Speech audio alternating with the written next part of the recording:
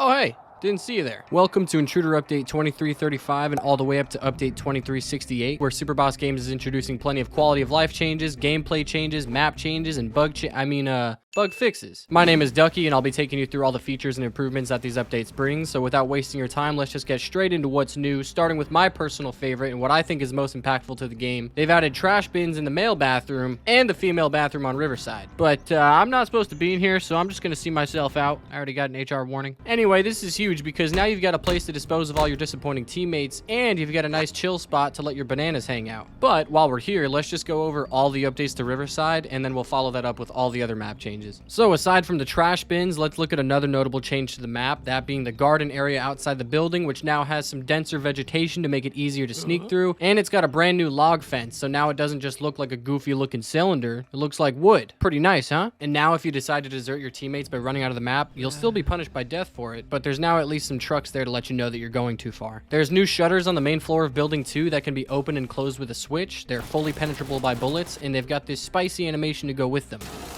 There's also a new non-shootable light added in the bathroom hall to illuminate people by the shutters, as well as more shootable lights added to Lab B and Garage Hall, and non-shootable lights now have a different texture than shootable lights. And lastly on Riverside, just a little bug fix, you can now fly the balloon cam over Building 2 without it popping. Even as I repeatedly run myself into it, it's completely fine. Let's move on to the other maps though. Next up is Cliffside and Cliffside Raid, with both maps receiving changes to the floor length windows, so that way you don't get stuck when you try to run out of them. And over on Cliffside Raid, the package locations were moved a little bit deeper into their rooms, and you can now extract packages by hopelessly plummeting to your death to the desert floor. Then let's move over to Mountainside, which is also receiving some small changes. The zipline near the booth is now easier to get on, and the zipline next to that one has a nice, strong, independent rock to prevent you from flying off the edge. There's a new note next to where the Falcon is located inside the booth to give you a hint on finding the code to open it, and this is a small change, but there were some green lights added to the guard booths and red lights to the mountain tunnels. And then across all the maps I just mentioned, there were some small fixes when it comes to lighting, textures, collision, things like that, you know, just making the game a little nicer. But one of the bigger changes that were implemented to Intruder is the way that glass works now. First off, it just looks better and looks more realistic, but now glass is actually treated as a physical object and it won't pass through surfaces, which is great because previously, glass falling through the floor could give away your position.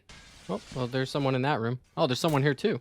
And now the sound of glass breaking has a different pitch depending on the size of the pane. So just take a moment to listen to what it sounds like now.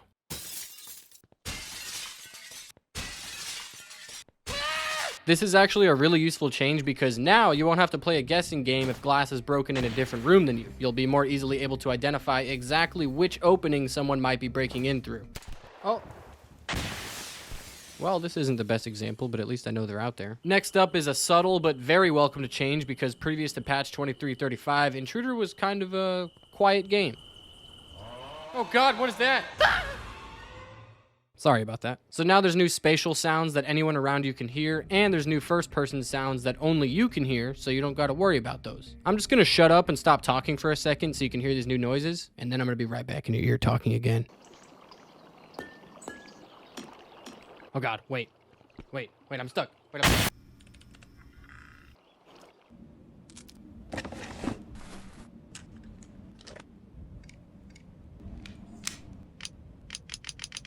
Hey, I'm back. There's one more sound I gotta show you. Let me just grab my assistant for this one, because now when someone drops a shield, it'll make some noise as well. Hey, do you mind just standing there real quick so I can get some footage for this video? Sure.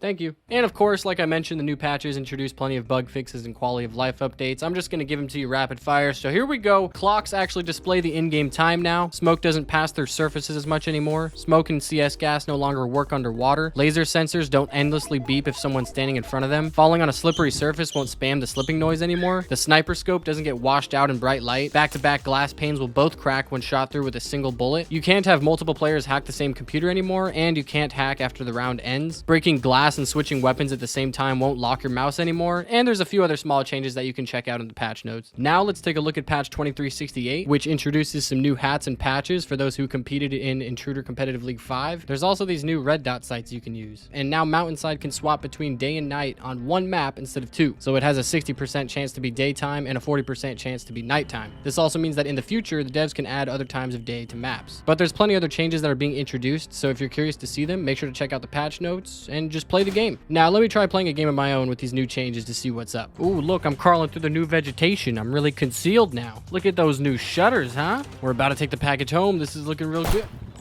Oh, no.